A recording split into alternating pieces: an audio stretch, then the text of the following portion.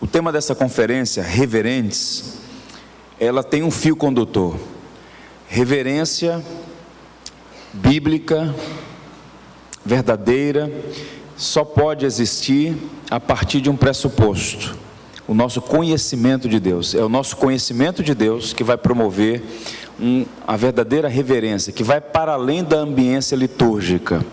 E hoje, nesse primeiro momento, nessa primeira fala, eu quero trazer à memória dos irmãos a soberania de Deus. Ontem eu falei sobre a supremacia de Jesus, hoje eu quero falar sobre a soberania de Deus, num episódio muito curioso da história de Jerusalém.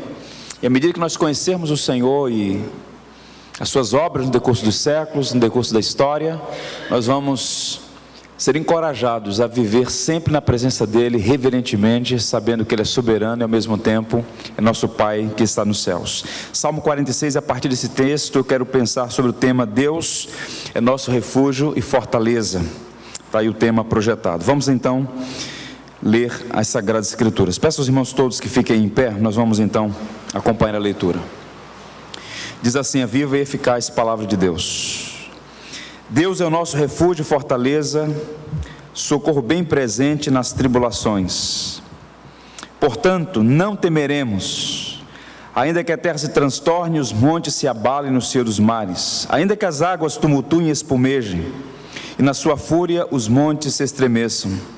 Há um rio cujas correntes alegram a cidade de Deus, o santuário das moradas do Altíssimo. Deus está no meio dela, jamais será abalada. Deus a ajudará desde antemanhã. Bramam nações, reinos se abalam, Ele faz ouvir a sua voz e a terra se dissolve. O Senhor dos exércitos está conosco, o Deus de Jacó é o nosso refúgio. Vinde, contemplai as obras do Senhor, que assolações efetuou na terra. Ele põe termo à guerra até os confins do mundo. Quebra o arco e despedaça a lança, queima os carros no fogo. Aquietai-vos e sabei que eu sou Deus, sou exaltado entre as nações, sou exaltado na terra. O Senhor dos exércitos está conosco, o Deus de Jacó é o nosso refúgio. Que o Senhor nos abençoe. Os irmãos podem tomar assento. Esse salmo foi escrito num dos momentos mais difíceis da história de Jerusalém. Nesse momento da história do povo de Deus, as 10 tribos do norte já tinham sido completamente destruídas pela Assíria. Agora existia apenas Judá, cuja capital era a cidade de Jerusalém. Nesse momento da história, a grande potência do mundo antigo é o Império Assírio. A Assíria era um reino pequeno, diminuto, inexpressivo, que por conta de algumas circunstâncias históricas começou a crescer e teve alguns habilidosos reis que a levaram à condição de senhora do mundo antigo. E dentre esses homens que foram reis da Síria, um ganhou destaque, inclusive nas escrituras sagradas: Senaqueribe. Esse homem tornou a Síria a maior potência do mundo antigo. Para os irmãos terem uma ideia, toda a Ásia, toda a parte do Oriente Médio, Egito, aquelas nações todas já tinham sido completamente dominadas pela Assíria. Houve um levante no Egito e ele então está em marcha de Nínive para o Egito para sufocar uma rebelião. E no caminho ele passa por esse corredor histórico que nós conhecemos como Palestina. Em Jerusalém, quem está no governo é um rei Ezequias, um homem piedoso, temente a Deus, que promoveu substanciais reformas em Jerusalém, no reino de Judá, e que já estava indisposto em relação à Síria, porque há algum tempo estava pagando tributos. E quando Senaqueribe percebeu alguns levantes desses vassalos, ele então decidiu no seu coração reprimir tudo isso. Mas ele está com foco no Egito, que é a maior potência, ou pelo menos uma potência que poderia rivalizar com a Síria. Mas em caminho para o Egito, ele passa na região de Judá. Diz o texto que ele se estabeleceu numa fortaleza chamada Laquis, que ainda hoje há restos daquela fortaleza em Judá, e dali ele envia oficiais para Jerusalém e ordena que a cidade se renda, ou então ele vai entrar e destruí-la completamente. A história testemunha que foi um cerco de 6 meses. Por 6 meses, Jerusalém esteve cercada diante do maior poderio bélico da antiguidade. E nós temos, pela providência, observem, como a Bíblia é um livro inerrante, infalível e digno de toda aceitação. Nós temos fontes extra-bíblicas que mostram este cerco de Senaqueribe e o que aconteceu. E esse salmo que nós lemos é o pano de fundo de uma batalha que aconteceu naqueles dias e que revelam a grandeza do Deus a quem nós servimos. 3 documentos eu vou ler para os irmãos, de uma biblioteca antiga chamada Biblioteca de Nínive, que foi descoberta no século XIX, e esse material foi preservado e encontra-se no Museu Britânico, na cidade de Londres. Qualquer um pode visitar. Eu vou selecionar 3 desses documentos. O primeiro diz assim: Senaqueribe, rei do mundo, rei da Síria, sentou-se em um trono de Nimedu e revistou o despojo tomado em Laquis. Está aqui um documento mostrando este fato histórico. Ele se assenta em um trono de marfim, imponente, cheio de si. Ele é um homem inteligente, é um homem que quer economizar tempo, dinheiro e recursos, energia. Ele fala: olha, eu não vou para a batalha com Jerusalém, porque meu foco é o Egito. Ele envia os oficiais e diz: olha, intimidem, Ezequias tem que se render, caso contrário nós vamos destruir. E ele está então aguardando a resposta do rei Ezequias. O segundo documento diz assim: eu marchei sobre Judá, derrotei e incendiei 40 cidades, sua fumaça escureceu o céu. Ele vem com a máquina de guerra, destruindo tudo pela frente. E a cidade de Jerusalém agora está cercada pelo rei Senaqueribe. O terceiro documento diz: e Ezequias de Judá, que não se havia submetido ao meu jugo, a ele mesmo fechei como a um pássaro de gaiola em Jerusalém, sua capital. Pergunta: o que você faria se estivesse na situação do rei Ezequias? Ele é o homem do Estado. Ele precisa, por força moral e legal, defender a cidade, defender a população. Só que ele está diante de si com um perigo real, não é um perigo imaginário. Um homem chamado Senaqueribe, senhor do mundo, como ele mesmo se intitulava, com sangue nos lábios, com a potência para invadir e destruir. 40 cidades já haviam sido destruídas, e lá está os estandartes assírios no entorno da cidade de Jerusalém, pronto para invadir e matar a população. A Bíblia diz que esse homem chamado Ezequias, que além de habilidoso rei, era também um poeta, um escritor, um musicista. Ele faz o que todos nós devemos fazer quando nos encontramos encurralados diante de problemas que são maiores do que nós mesmos. Ele orou ao soberano de toda a terra. E nessa passagem, lá no livro de Isaías, o profeta, está escrito assim: a oração de Ezequias: Senhor dos exércitos, Deus de Israel, cujo trono está entre os querubins, só Tu és Deus sobre todos os reinos da terra. Tu fizeste os céus e a terra. Dá ouvido, Senhor, e ouve. Abre os olhos, Senhor, e vê. Escuta todas as palavras que Senaqueribe enviou para insultar o Deus vivo. Ele clama ao Senhor. E essa oração, ao contrário do que algumas pessoas pensam, ela está carregada da boa teologia. Nós oramos, nós cantamos aquilo que nós cremos. E este homem se dirige a Deus dizendo: só Tu és Deus. Tem um homem aqui fora se intitulando Rei Soberano, afrontando ao Senhor, mas nós só reconhecemos um soberano. Só há um diante de quem nós nos prostramos e nos rendemos, que é o Senhor que fez os céus e a terra. Senhor, ouve, Senhor, vê. Ele clama a Deus. Senaqueribe insultou por meio de um oficial chamado Rabsaque. Chegou a dizer: olha, se vocês tiverem 2.000 homens para montar, eu vou oferecer 2.000 cavalos para vocês, ridicularizando o diminuto e inexpressivo exército de Judá, diante da potência que era a Síria. Todos os reinos do mundo antigo foram submetidos à grande Assíria, à grande Síria. E sempre que os servos de Deus clamam a Ele, o Senhor envia resposta. E naqueles dias havia um profeta, ele é chamado de profeta evangélico. É o profeta mais citado por Jesus nas suas pregações. E é o profeta que mais vaticinou a vinda do Messias, a sua obra, Isaías. E o profeta Isaías envia uma mensagem da parte de Deus assim. Observe a mensagem de Isaías, o profeta. vai aparecer aí. Pelo que assim diz o Senhor acerca do rei da Síria: não entrará nessa cidade, nem lançará nela flecha alguma, não virá perante ela com tranqueiras, escudo, nem há de levantar tranqueiras contra ela. Ou seja, a palavra do rei, a melhor palavra de Isaías, em nome do Senhor, é uma palavra de encorajamento. Pelo caminho que este homem veio, ele vai voltar, porque eu defenderei a minha cidade. O Senhor vai mostrar a Jerusalém naqueles dias, mostrou a Jerusalém, e a nós todos hoje, que Ele é o soberano de toda a terra. E a Bíblia vai dizer o que aconteceu. Observe o registro lá em Isaías 37, verso 6. Diz assim: então saiu o anjo do Senhor, e feriu o arraial dos assírios, a 185.000, e quando se levantaram os restantes pela manhã, eis que todos estes eram cadáveres.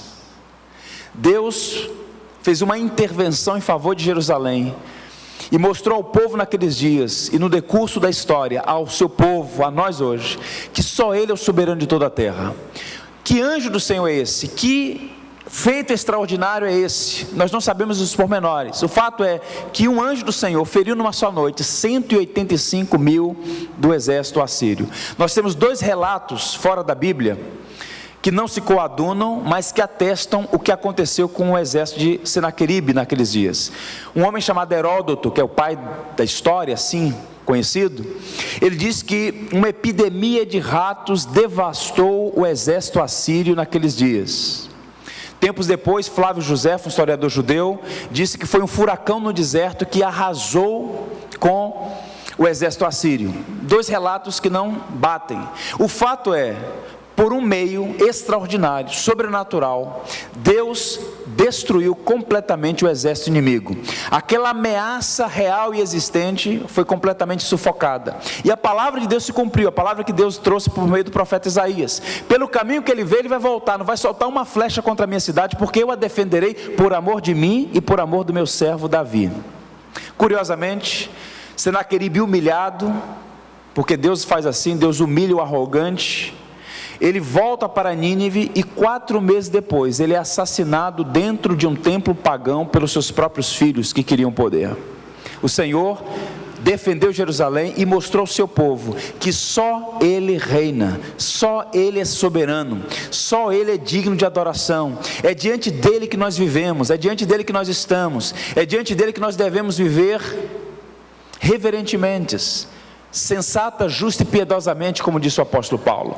E nessa noite eu queria sua atenção para pensar sobre alguns traços, alguns atributos, algumas características deste Deus bendito a quem servimos, que nos encoraja a temê-lo, a honrá-lo, a respeitá-lo, a reverenciá-lo, a reconhecê-lo como o único ser grande, excelso, todo belo, perfeito, santo e digno do nosso amor, da nossa afeição, da nossa devoção, da nossa vida. Em outras palavras, nós não pertencemos a nós mesmos. Ele nos deu a vida 2 vezes. Nos deu, nós a perdemos pelo pecado. Ele nos deu de volta, porque Ele nos comprou com o sangue de seu Filho. Nós precisamos devotar a nossa vida a Ele. O que é que nós podemos aprender a partir desse texto? Esse salmo foi escrito como um hino de louvor pelo livramento que Deus deu a Jerusalém. Provavelmente esse salmo foi escrito pelo próprio rei Ezequias, que era um poeta e músico.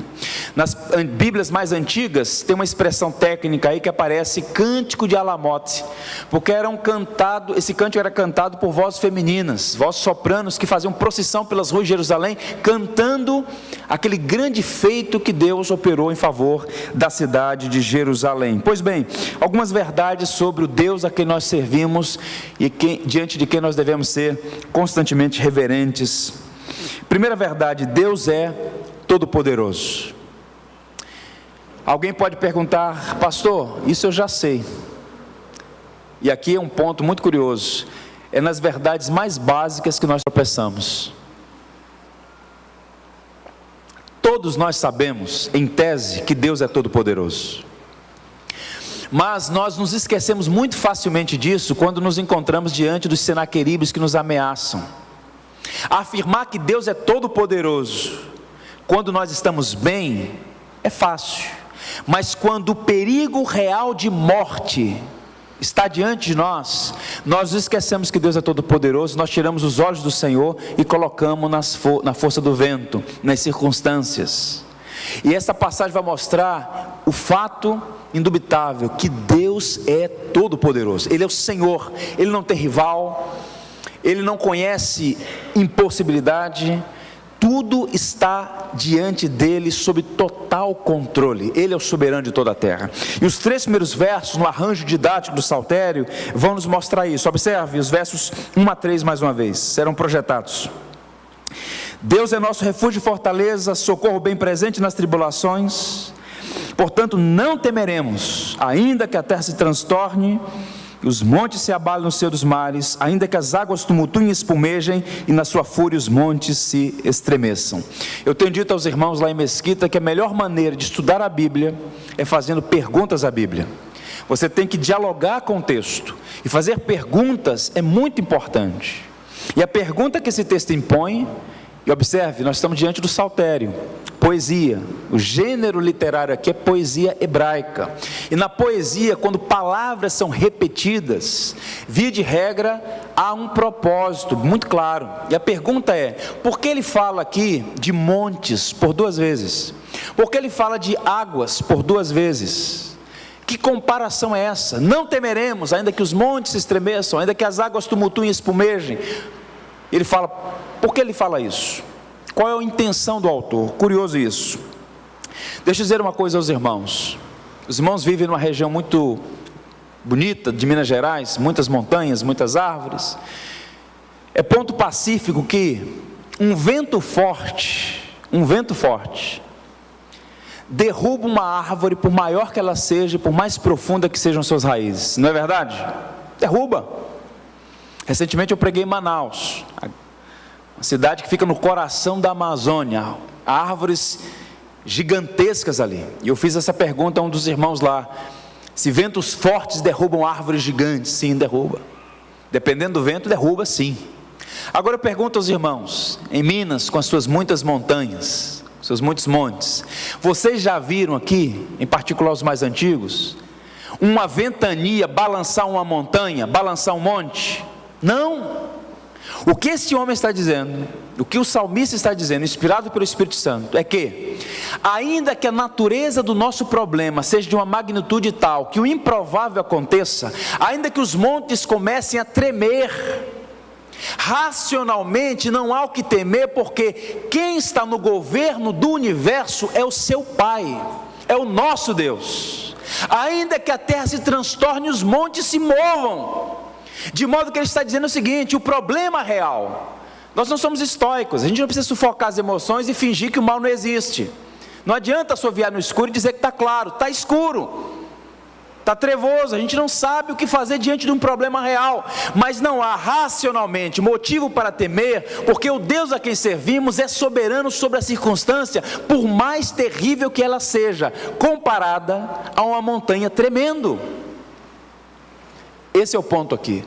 A igreja não tem o que temer, porque o Senhor da igreja é o soberano de toda a terra, não há o que temer. E ele fala de águas, ainda que águas tumultuem e espumejem. É um hebreu escrevendo para hebreus, e os hebreus temiam, e ainda temem em certo sentido, esse é o conceito aqui, águas, mar, ondas bravias. Os hebreus naqueles dias, eles não eram, como no futuro seriam, os noruegueses, os holandeses, os espanhóis, os portugueses, os ingleses, os senhores dos mares, dos oceanos. O máximo que eles conheciam era o mar Mediterrâneo, alguns deles, mas a maioria nunca tinha visto o mar, e os que tinham visto ficavam apavorados diante de uma tempestade em alto mar, no mar da Galileia, por exemplo, que era um lago, considerado assim pelos romanos, de modo que o símbolo de águas tumultuosas, de águas espumejando, é um símbolo de algo que lhe tira a estabilidade.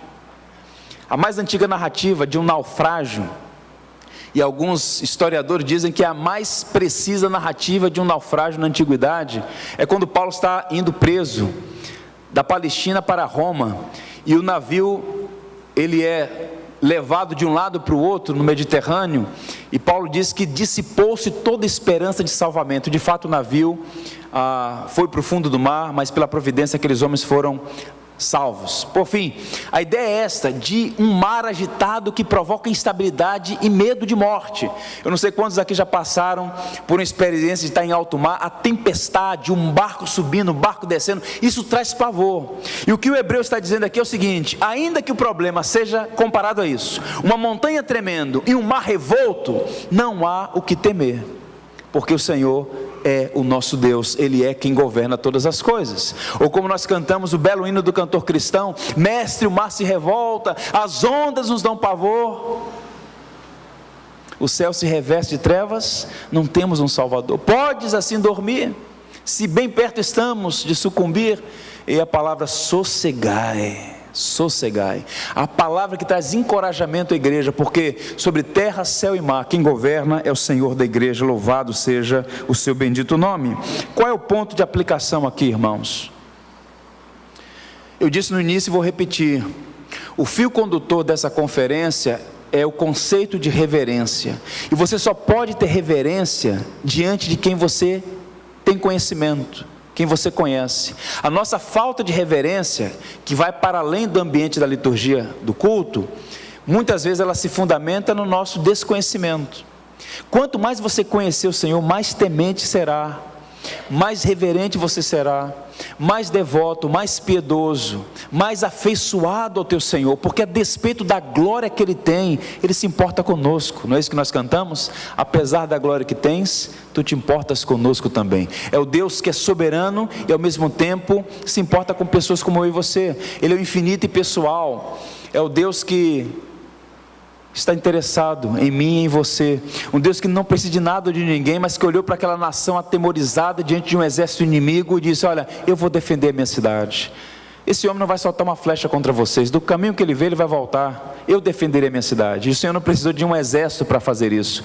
Um anjo do Senhor, apenas um anjo, destruiu 185 mil do exército assírio, e a história registra a poderosa intervenção do Senhor. Olha o que diz o Salmo 93, os versos 2 a 4: desde a antiguidade está firme o teu trono, tu és Deus, ou melhor, tu és desde a eternidade. Levantam os rios, ó Senhor, levantam os rios o seu bramido, levantam os rios o seu fragor, mas, todavia, o Senhor nas alturas é mais poderoso do que o bramido das grandes águas, do que os poderosos vagalhões do mar. Eu conheço praticamente ninguém aqui, com exceção de duas ou três pessoas. Mas uma coisa eu sei: você passou, está passando ou vai passar por vales. A palavra de Jesus foi: no mundo tereis aflições. Isaías diz: quando passares pelas águas. Quando indica questão de tempo, inevitavelmente passaremos. Mas quando você estiver passando pela aflição, pela dificuldade, não perca isso de vista. Ele é Senhor, Ele é soberano, Ele é quem guarda, Ele é quem protege, Ele é quem sustenta a sua igreja, Ele é quem cuida do seu povo. Cantar essas verdades enquanto nós temos saúde, enquanto os filhos estão assistidos, enquanto as coisas estão organizadas, enquanto supostamente temos o controle, é fácil. Agora, quando você recebe um diagnóstico tenebroso, quando o desemprego bate a porta, quando não há recursos financeiros, quando uma crise se instala na família, quando um problema se instaura na igreja, quando nós vivemos numa sociedade terrivelmente violenta, o Brasil é um país com 60 mil homicídios ano, você fala: Senhor, tem misericórdia. Como é difícil confiar diante dessa realidade que nos cerca, mas nós podemos confiar, e não há racionalmente motivos para temer, porque o Senhor é quem governa todas as coisas, não apenas as boas, mas muitas vezes as coisas ruins. E Paulo diz que todas e não algumas, todas as coisas cooperam para o bem dos que amam a Deus, daqueles que são chamados segundo o seu decreto. Então, irmãos, guardem isso: Deus é todo-poderoso. Segunda verdade que esse salmo nos apresenta acerca do Senhor: Deus se faz presente no meio da crise. E aqui nós estamos diante de um pilar do teísmo. Nós não cremos em um Deus que deu cordas ao mundo e o abandonou.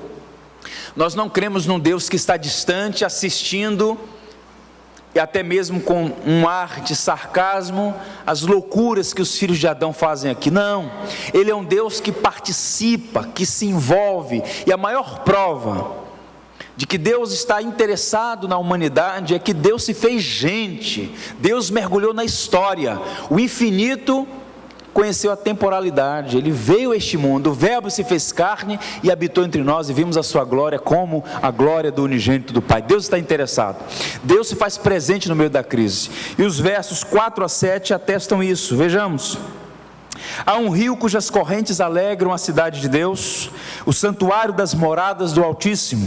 Deus está no meio dela, jamais será abalada. Deus ajudará desde antemanhã. Bramam nações, reinos se abalam. Ele faz ouvir a sua voz e a terra se dissolve. O Senhor dos exércitos está conosco. O Deus de Jacó é o nosso refúgio. Louvado seja Deus. Deus estava presente no meio daquela crise de Jerusalém.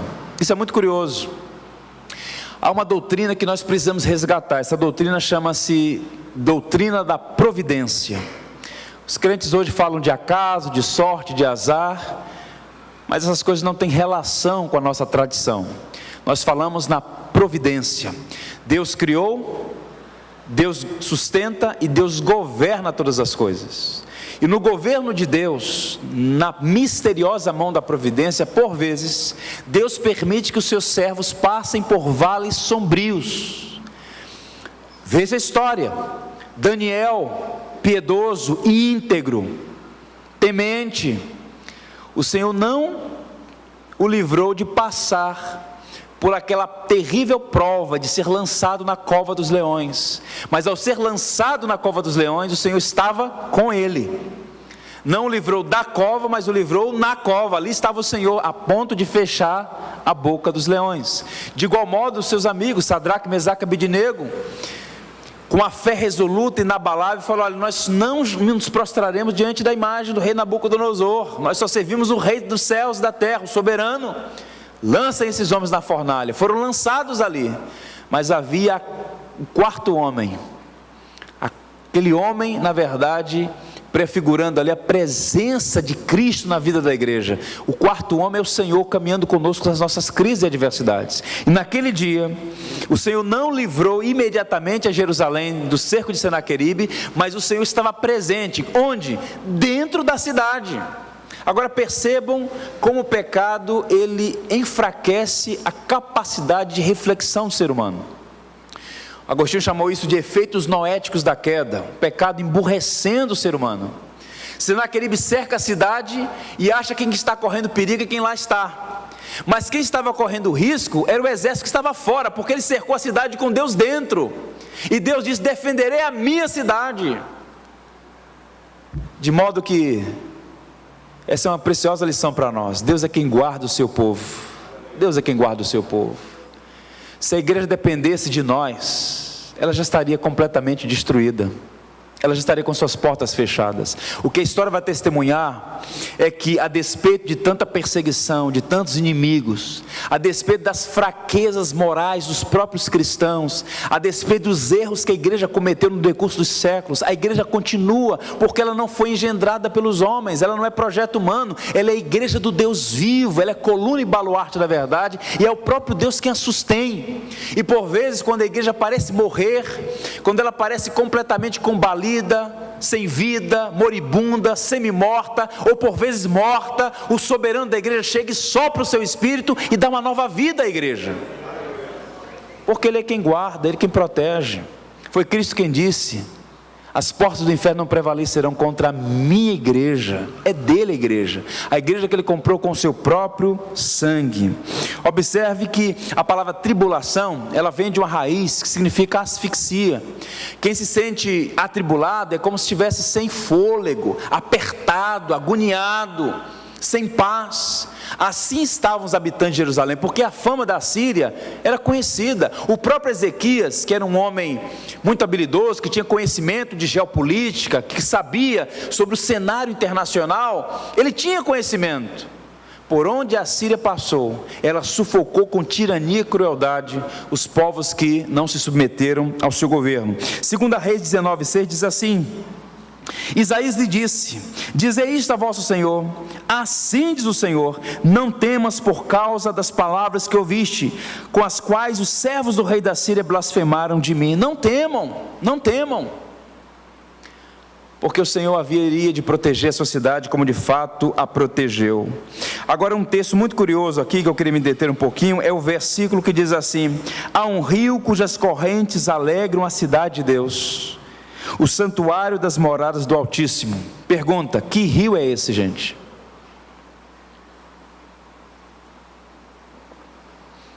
Às vezes a igreja canta algumas coisas e não sabe por que canta. Houve uma época no Brasil em que se cantava muito sobre rio, ainda hoje se canta muito, há um rio, há um rio, há um rio, mas que rio é esse? Que símbolo de rio é esse? Há um rio que alegra a cidade de Deus, o santuário das moradas do Altíssimo. Nunca houve, não há e não existe nenhuma possibilidade de existir rio em Jerusalém. Na verdade, Jerusalém é ainda uma das poucas cidades do mundo que fora construída longe de um grande rio. Todas as grandes cidades do mundo, você pega Paris, você pega Londres, você pega Babilônia, você pega Nínive, as grandes cidades do mundo foram construídas às margens de um grande rio. Jerusalém era uma cidade pequena, inexpressiva, de um povo nativo chamado Jebuseus, os cananitas que lá viviam. Davi tomou aquela cidade, fez dela sua cidade, ela foi crescendo no decurso dos anos, passou a ser chamada cidade de Davi, passou a ser a cidade de Deus, onde foi construído o templo. Ela ganhou esse glamour, essa importância histórica, mas Jerusalém foi construída muito longe. Na verdade, não há, no estado de Israel, não há rios grandes. Quando Naamã foi orientado pelo profeta Eliseu a banhar-se no Rio Jordão, ele ficou injuriado. Esse rio aqui não é rio, isso é um igarapé, é um riacho, um ribeiro. Rios lá existem na Síria, mas vamos banhar nesse riacho, porque não há rios grandes ali. Na verdade, há poucos córregos, rios muito pequenos, riachos. Mas aqui o texto está dizendo que há um rio cuja cidade alegra, cujas correntes alegram a cidade de Deus vivo. O que é curioso nisso aqui? Prestem bem atenção no que eu vou dizer a vocês. A mão da providência em ação em favor da igreja não isenta a igreja do exercício da sua responsabilidade moral, do exercício das suas faculdades intelectivas.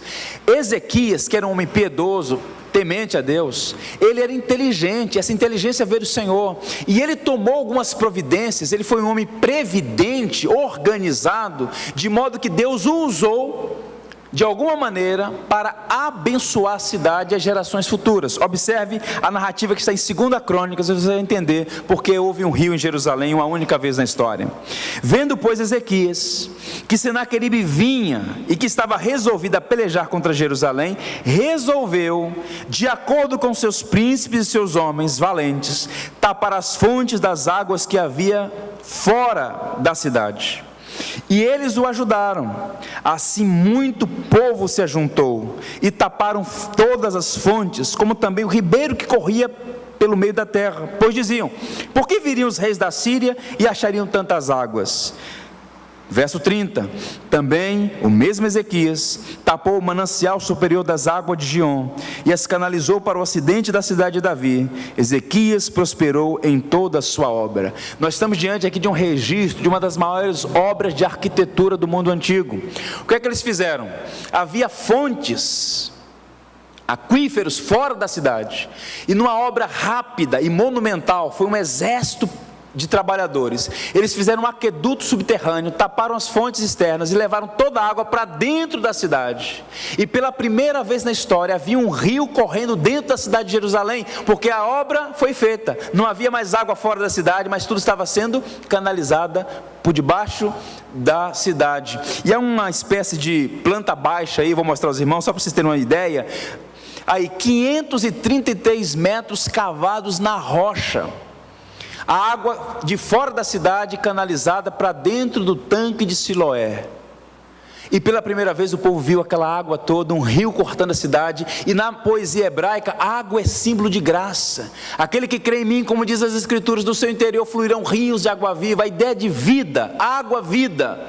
E a ideia aqui do Salmo 46 é que aquele rio artificial, mas que jorrava água limpa e verdadeira, era um símbolo da presença de Deus abençoando o povo de Jerusalém. E aí o povo pôde cantar: há um rio entre nós. Esse rio é símbolo da presença do nosso Deus, do Deus que se faz presente no meio da crise. E ainda hoje os irmãos podem visitar o túnel de Ezequias, um lugar belíssimo, que foi produzido lá naquele período, uma arquitetura fantástica, que mostra como Deus dá inteligência aos homens, e eu encorajo os irmãos a conhecerem a belíssima cidade de Jerusalém. Qual é o ponto e aplicação aqui? Olha o que disse Jesus em João 16:33, essas coisas vos tenho dito, para que tenhais o que, gente? Paz em mim. No mundo passais por aflições, mas tende bom ânimo, eu venci o mundo. O que eu mais aprecio, ou uma das coisas que eu mais aprecio em Jesus Cristo, é a sua honestidade. Ele nunca ludibriou, nunca enganou, nunca falseou a verdade. Ele diz, olha, no mundo tereis aflições. Quem vem com esse discurso, pare de sofrer, depende da sua fé, faça uma força. Crente não passa por problema, não passa por dificuldade. Se está passando é porque há pecado na vida. São os falsários, os falsos profetas, os mentirosos, os enganadores. No mundo teremos aflições. Ser cristão não é receber uma apólice de seguro aí contra problema, não é ter isenção de dificuldade. Mas qual é a boa palavra do Evangelho? A presença de Cristo conosco, todo dia e o dia todo. Eis que estou convosco todos os dias, até a consumação dos séculos. Louvado seja o nome do Senhor. Eu quero contar uma história para os irmãos de uma cidade e de uma igreja que teve um grande livramento. Talvez a imagem próxima vai apontar para isso. Essa é a primeira igreja batista de Bayamo. Deus tem nos abençoado. O pastor Acre esteve em Cuba, salvo engano, não é isso? Ele conhece um pouco a realidade daquele povo. Em 1959 houve a Revolução Cubana, na verdade um golpe que estabeleceu ali a ditadura mais antiga da história. E a igreja sofreu muito com a família Castro e com a política comunista naquele país. Igrejas presbiterianas, metodistas, congregacionais, anglicanas, batistas, que era a maior denominação daquela ilha, sofreu muito. Eu estive numa região chamada Guantánamo, região próxima ali a Santiago. Havia uma universidade batista com vários prédios. O governo confiscou isso em 62, nunca devolveu. Vários pastores foram presos, mortos. Os 2 filhos dos pastores, do pastor da primeira igreja batista de Santiago de Cuba, foram assassinados. Há muitas histórias sobre isso. As igrejas que lá estavam permaneceram. Não se pode mais construir igrejas. E com o problema que foi gerado por conta daquela política comunista, o Estado foi enfraquecido, o país foi empobrecido. Cuba, que chegou a ser a 8ª economia das Américas, o salário mínimo em Cuba hoje é $15 mensais. Quem melhor ganha são os médicos, $40 mensais. É um estado de pobreza. E essas igrejas construídas, boa parte delas, no início do século XX, meados do século XX, essa, por exemplo, foi construída em 1905, é uma catedral no coração da cidade. No decurso do tempo, o prédio vai fazendo o quê? Vai sofrendo processo de deterioração, vai sendo depreciado. E aí, em 2000 e alguma coisa, me falha a memória, o Estado emitiu um documento, um decreto, que as igrejas deveriam reformar os seus prédios, que estavam, muitos deles com muitos problemas, ou senão seriam confiscados. Agora eu pergunto, como é que uma igreja, embora seja uma igreja grande, na casa de 1000 membros hoje, como é que uma igreja pode reformar uma catedral, se a entrada de oferta daqueles irmãos equivale hoje no Brasil, algo em torno de R$890? Como é que se faz isso? Aqueles irmãos estavam diante de uma ameaça similar à do rei Senaqueribe. Vocês têm um prazo para reformar isso aí, só que não há recursos para fazer isso. Em outras palavras, o governo queria tomar o prédio. E o pastor Samuel Iglesias Colombier, amigo nosso, esteve aqui no Brasil 3 vezes, em nossa igreja lá, ele fez o que Ezequias fez. Ele convocou a igreja e falou: irmãos, nós temos que clamar ao soberano de toda a terra. Quem manda no universo não é a família Castro, é o Senhor. Nós vamos orar, porque se o Senhor quiser tomar esse prédio, a igreja não é o prédio, a igreja somos nós. Mas se o Senhor quiser nos livrar, Ele vai nos livrar e nós vamos manter essa propriedade. Começaram a orar. Dias depois, o pastor José Martinez, um pastor de Porto Rico, batista, está visitando a ilha de Cuba, que é uma ilha bonita, com muitos pontos históricos, vale a pena conhecê-la. Muitas pessoas visitam para conhecer a história, a riqueza da cidade, da ilha, não é? José Martí, Carlos Manuel de Céspedes. Então tem uma rica história a ilha de Cuba, aquela nação.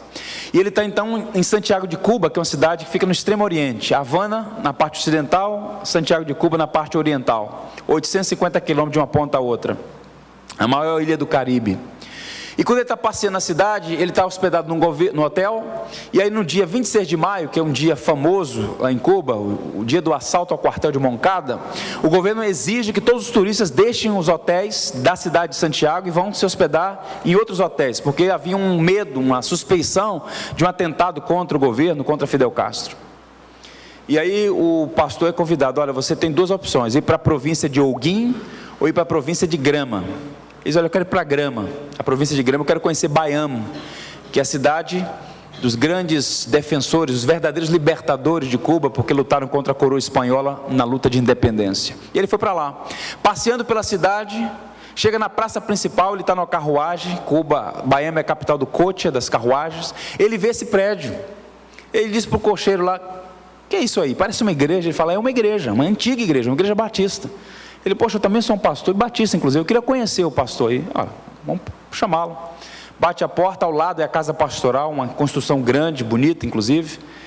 E aí o pastor Samuel desce, abre a porta, ele se apresenta e começam a conversar. Ele apresenta a situação, fala da igreja, a realidade de Cuba, enfim, se tornam conhecidos ali.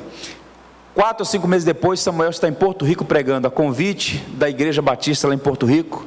Depois que ele faz uma série de conferências de 4 ou 5 dias, o conselho da igreja se reúne com o pastor Samuel e diz: olha, desde que o pastor Martinez chegou e contou a situação, a história, a igreja tem orado por vocês, e a igreja deliberou patrocinar toda a reforma da igreja, não apenas a reforma estrutural, mas a compra de equipamentos, a compra de instrumentos musicais, o investimento nas congregações. Eles têm 37 congregações no campo. E aí tem uma nova foto de como ficou a catedral de Batista, lá a igreja de Bayamo, toda reformada. Eles investiram $150 mil, uma impossibilidade humana, mas Deus não é limitado pelas circunstâncias. O grande problema nosso, que muitas vezes nós apequenamos o grande Deus. Deus quer fazer coisas grandes, irmãos, e muitas vezes nós ficamos limitados: não pode, não dá, não vai dar certo. Observe, tudo que Deus empreende fazer, se for para a glória dEle, Ele fará. O que Deus espera é que haja um povo que tenha a ousadia de confiar na sua glória, na sua providência, no seu poder. Deus está presente no meio das crises. Eu tenho certeza que a primeira igreja batista de Moriaé é uma igreja especial na economia divina, nessa obra que Ele está realizando aqui nessa região de Minas Gerais. E Deus tem feito uma obra maravilhosa na vida dos irmãos, e há de fazer muito mais. E eu quero encorajá-los a serem ousados, a pensar maior, não para promover o nome de pessoas, mas para promover o nome de Cristo, a glória dEle, estender o reino dEle nessa cidade. Enquanto as nossas igrejas ficam muito tímidas na atuação, os falsos profetas estão aí em cada esquina, ousando, realizando grandes coisas, destilando veneno, quando nós temos o tesouro do Evangelho e somos tão tímidos, porque nós estamos sempre na defensiva: não dá, não pode, há dificuldade. E nós precisamos confiar no Senhor. Deus está presente na crise. A igreja está debaixo de intensa perseguição, no Brasil e no mundo, mas a igreja triunfará, a causa do Evangelho triunfará, porque a igreja não é minha nem sua, a igreja é de Cristo, amém, irmãos? E a igreja vai triunfar vitoriosamente. Caminhando para o terceiro ponto: Deus trabalha em favor do seu povo. E aqui é uma mensagem maravilhosa para nós, que nos encoraja. Deus trabalhando em nosso favor, só isso aqui já é uma espécie de escândalo. Deus trabalhar para os servos, que coisa é essa? Isaías fala isso, que nunca se ouviu desde a antiguidade um Deus como tu, Senhor, que trabalhas em favor daqueles que em ti esperam. Há uma passagem no Saltério que diz que o Senhor aos seus amados Ele dá enquanto dorme. Deus é quem cuida, Deus é quem trabalha em nosso favor. Muitas vezes nós temos a presunção de achar que o que está à mesa em nossa casa é fruto simplesmente do nosso trabalho, da nossa diligência em trabalhar. Deixa eu te dizer uma coisa: nós lançamos as redes, mas o que vem nelas é colocado pelo Senhor. Você só respira porque o Senhor da glória te está sustentando. Teu coração está bombeando sangue, é porque o Senhor da vida está dizendo: continua bombeando. Mas num estalar de dedos, basta uma palavra daquele que é o doador da vida. A vida é uma concessão, Ele atira, e Ele é soberano para fazê-lo. De modo que nós precisamos ter esse entendimento, que tudo que somos, tudo que temos, vem das mãos dele, e é ele quem trabalha em nosso favor. Observe o que diz o verso 8, sobre se trabalhar de Deus em favor da igreja. Vinde, contemplai as obras do Senhor, que assolações efetuou na terra. Tente imaginar isso. Jerusalém, como as grandes cidades da antiguidade, ela era completamente amuralhada. Algumas muralhas tinham 12 metros de largura. Algumas eram inexpugnáveis. E essas muralhas, elas tinham as torres. Nessas torres ficavam os vigias, chamados no contexto hebraico de atalaia. E o papel do atalaia é fazer simplesmente isso: observar e comunicar. E por pelo menos 6 meses, os atalaias viam o quê? O exército assírio, o acampamento, a movimentação de tropa, os estandartes. Mas numa certa manhã, quero crer que foi numa manhã, o choro pode durar uma noite, mas a alegria vem pela manhã. O atalaia olha, ele fala: será que é isso mesmo? Talvez ele fosse um pouco míope, ele olhou assim, chama um amigo: olha aqui, vê se é isso mesmo. E o que ele vê? Cadáveres e mais cadáveres. E agora ele se volta para dentro da cidade e diz: vinde, contemplai as obras do Senhor, que assolações efetuou na terra. Ele está falando que Deus fez pelo seu povo aquilo que eles mesmos não poderiam fazer, porque Deus faz isso, irmãos. Deus trabalha em nosso favor. Deus não está distante, Deus está perto, mesmo quando nós não o enxergamos. É a mão da providência cuidando de nós em cada detalhe. Ir e vir é um milagre, sobretudo em lugares violentos. Eu digo sempre, ainda há pouco, quarta-feira o Fábio esteve comigo, falei: quando você chegar lá, você manda uma mensagem. Eu falei: eu acabei de chegar, isso é um milagre, hein? Chegar em casa é um milagre, a vida é um milagre, tudo Deus tem feito em nosso favor, isso realmente é extraordinário. Observe o verso 9, ele põe termo à guerra até os confins do mundo, quebra o arco e despedaça a lança, queima os carros no fogo. Foi o Senhor, e tão somente o Senhor, que fez aquele grande milagre em favor de Jerusalém. Deus não estava simplesmente defendendo uma cidade. No futuro, a cidade de Jerusalém seria destruída pelo próximo império, o Império Babilônico.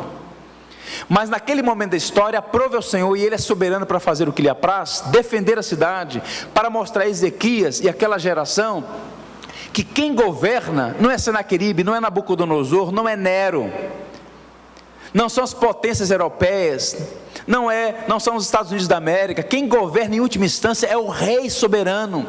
Nações se levantam, nações são derrubadas pela divina mão da providência, porque na verdade a história não é cíclica, ela é linear, e quem está governando tudo é o soberano de toda a terra.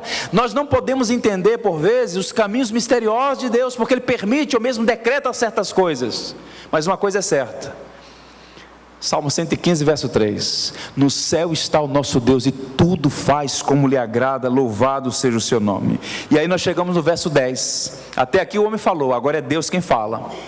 Aquietai-vos e sabei que sou Deus, sou exaltado entre as nações, sou exaltado na terra. Eu fiz um estudo sobre essa passagem, uma exegese, um texto hebraico, e eu descobri uma coisa muito interessante sobre o verbo aquietar aqui. Você sabe o que significa o verbo aquietar aqui no verso 10? O verbo aquietar aqui comunica simplesmente isso: aquietai-vos,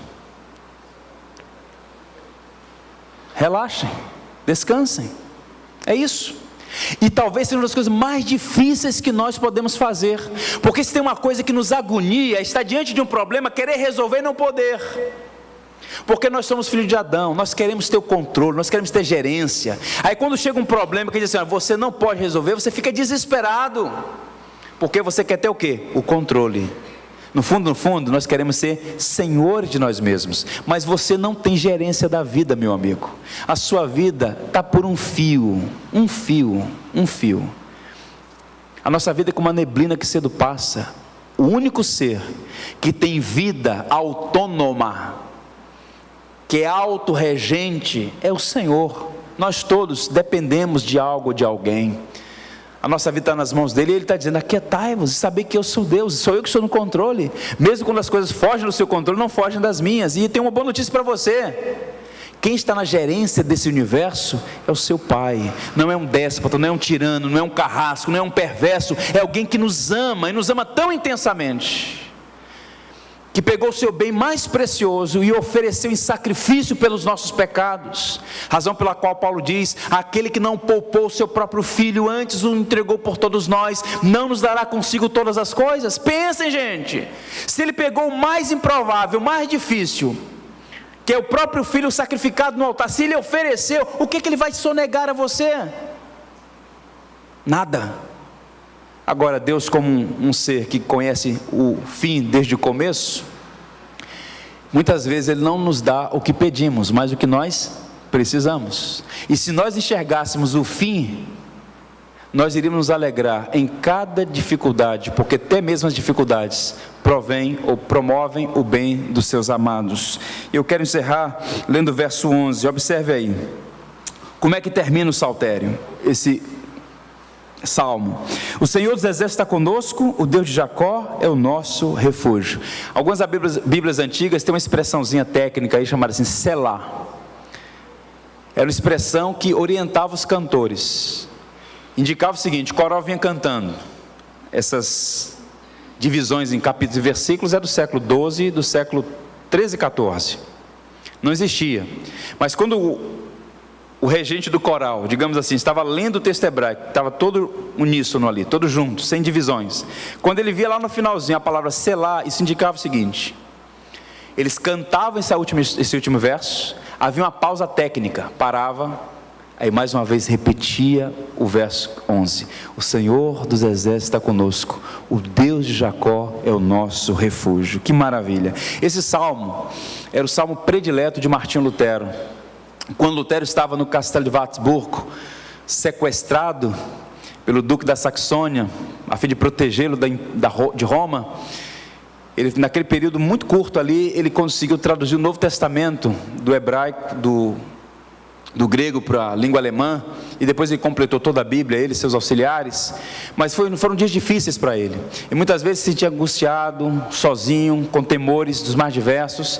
Ele sabia do que outras pessoas no passado tinham passado, muitos deles tinham sido mortos, torturados pelo Império, pela Igreja Romana, e ele reuniu seus amigos e pediam: leiam para mim o Salmo 46.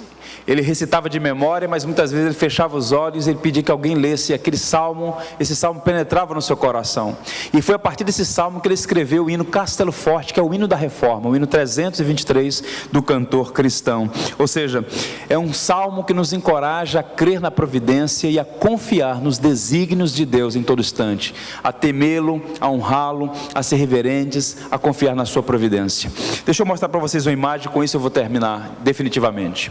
Isso é um banco, Fort Knox, fica no estado de Kentucky, nos Estados Unidos, é subterrâneo praticamente.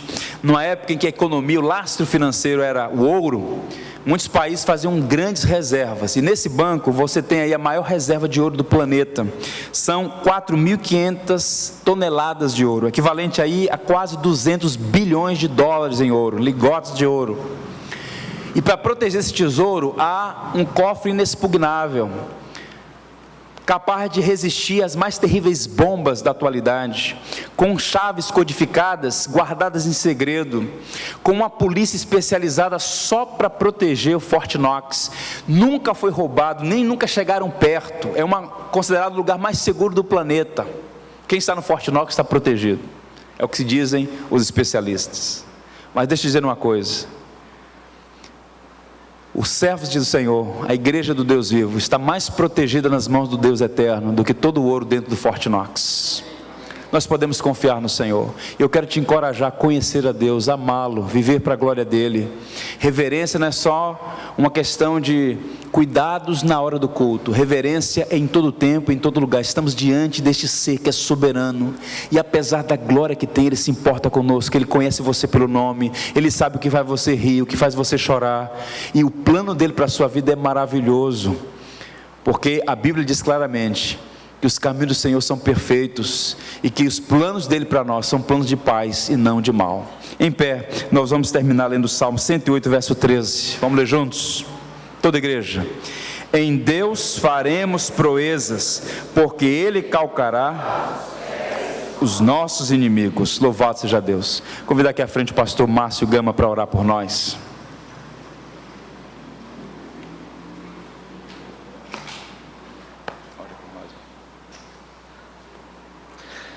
Grandioso Deus, amado Pai, nós te adoramos, Senhor. Obrigado pela tua palavra, Deus, que nos encoraja, ó Deus, a confiar em ti, porque tu és o Deus Todo-Poderoso, Pai. Obrigado, Deus, porque no Senhor nós estamos protegidos. E o Senhor, Deus, é aquele que cuida de cada um de nós. Amém. E nós te louvamos, Senhor, porque a tua palavra, Deus, é viva, é eficaz e fala profundamente ao nosso coração. Aleluia. Ó Deus, que a tua palavra possa tocar no coração, no mais íntimo de cada um de nós e fazer com que nós, Deus, nos voltemos a ti, Deus, com reverência, com temor e com tremor, mas com confiança, Senhor, porque tu és o Deus que cuida de nós. Aleluia. Obrigado, Deus, pela vida do pastor Judy Clay, Pai, que tem estado aqui conosco nesses dias e tem sido, Deus, bênção para nós, instrumento do Senhor, ó Deus, para ensinar a tua palavra. Nós te louvamos por isso, Senhor, e te agradecemos em nome de Jesus. Amém, Senhor.